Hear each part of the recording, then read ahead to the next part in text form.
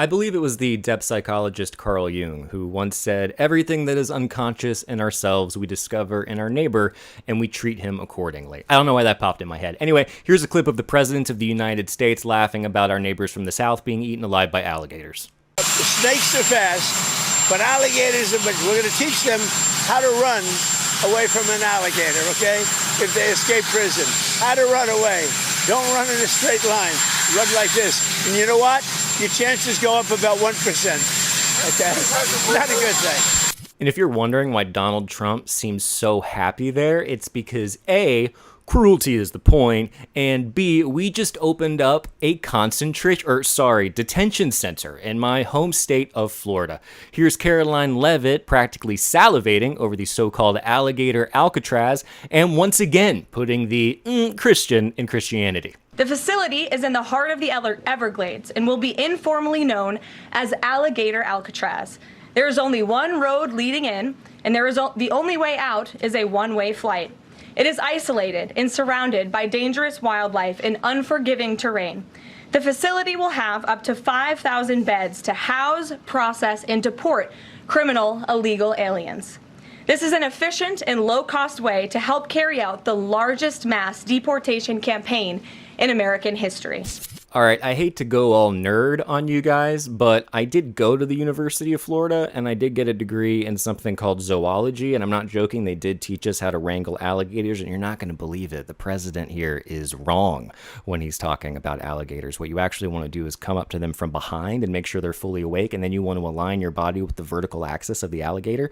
That way you can avoid tail swipes and bites, right? And then you want to work your hands up that vertical axis over its neck and over its eyes. You don't have to worry about hurting its eyes because of the shape of the alligator's skull, and also their mouth is super easy to keep closed once you're up there. It's getting it back open that's really difficult, so what you really want to do is run away from it, and you want to run away from it in a straight line. And oh my god, how did we get here? Why am I talking about this? Oh right, it's because of all the cruelty and all of the fear of the other and all of the constantly needing a politically powerless outgroup to serve as a scapegoat and a distraction for the middle and working class Americans who have a stranglehold around their neck that is constantly tightening and was put there by the elites. Speaking of elites, here is Florida Governor Ron Lego Man DeSantis explaining just how cool all of this is. And I warn you, the clip you're about to see is of a couple of just really cool guys. Really cool.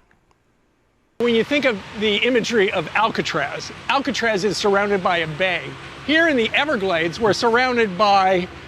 you're actually surrounded by gators and pythons. So this is as secure as it gets. I mean, if a criminal alien were to escape from here somehow, and I don't think they will, you've got nowhere to go. I mean, what are you going to do? Trudge through the swamp and dodge alligators on the way back to 50, 60 miles just to get to civilization? Not going to happen. So not only that is it secure, it also takes this deportation mission out of the hair of our local and state law enforcement. This has no impact on Florida residents because some of that stuff can have an impact on them if it's in more populated areas. And so logistically, this really answers the call.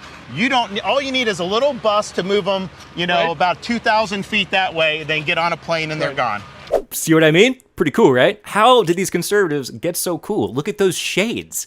Look at those aviators. And what's cool is when Ron DeSantis goes into bootlicking mode, he doesn't even have to bend down. So clearly conservatives think this whole disgusting thing is awesome. But the question is, do they also find it funny? Like, what's the point in putting human beings in cages and threatening them with cruel and unusual forms of execution if you can't make a little jokey joke about it? So here's a clip of whatever this is. I feel like this meeting started with a pound of weed. You know what I'm saying? Like they were just like, hey, what if we?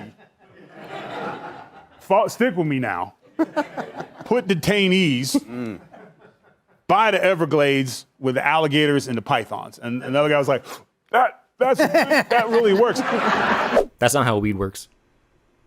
It's not how weed works. You don't know how weed works. You don't know how weed works, and you don't know how alligators work. Maybe you should leave Florida. That's all I'm saying.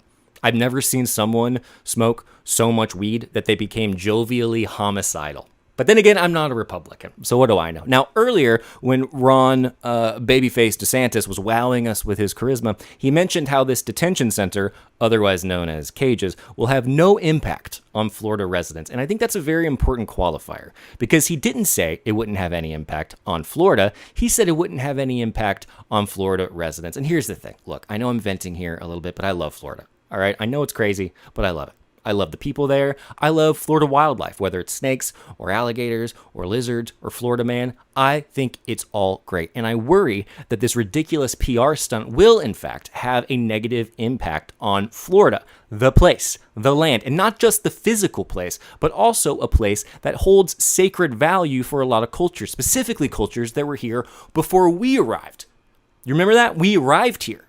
We arrived into this area. And we didn't learn any of the languages. We actually suppressed the languages and then introduced alcohol to native cultures and then used that to decimate them economically and then used the poverty we created as justification to deny them the right to self-governance and exclude them from the Constitution. You know, we did things the white way. So here is a clip.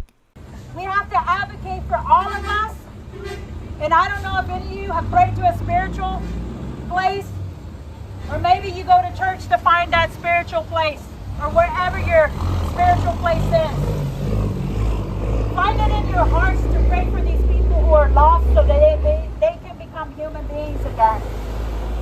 Because if they're human beings again, this will stop. I think that was very well said. Now, if it didn't quite hit for you, or even if it did, I do recommend this book. It's called Indigenizing Philosophy Through the Land by Brian Burkhart. The subtitle is A Trickster Methodology for Decolonizing Environmental Ethics and Indigenous Futures.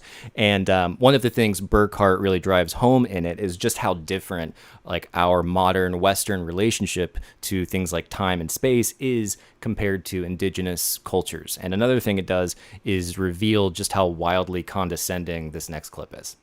There's pretty significant, unsurprising pushback from the left on this, and also from conservationists, which was originally what kind of hampered this site from becoming a major airport over the years and being used in another way.